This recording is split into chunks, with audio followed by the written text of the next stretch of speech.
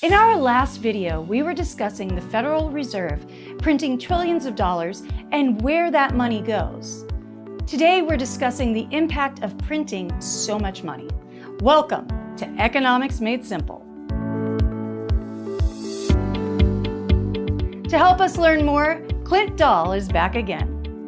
Clint, the Federal Reserve has printed trillions and trillions of dollars through the years. That has to have a major impact on our economy, right? As we've discussed in previous videos, the Fed prints money to stimulate the economy. When there's more money in the economy, there's more money for banks to loan to help businesses grow.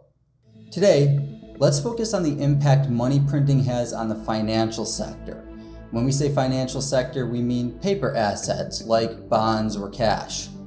Whenever the Fed prints money, the amount of money in the economy increases. The total amount of money in the financial sector can be shown by the M2 money supply. As you can see, when the Fed started printing money in early 2020, the money supply increased significantly from around 15.5 trillion to almost 22 trillion. You may remember from our last video that when the Fed prints money, they use the printed money to buy bonds. This increases the demand for bonds. As basic laws of supply and demand state, when demand increases for something of a limited quantity, prices tend to increase as well. Bond prices and yields move inversely. It sounds complicated, but it's fairly simple. When a bond price goes up, it requires a greater payment up front. However, the interest payment on a bond doesn't change.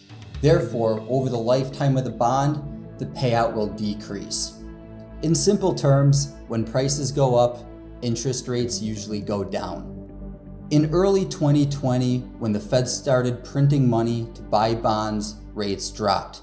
A 10-year Treasury bond on January 1st, 2020 paid 1.88%, and by August, it paid 0.55%.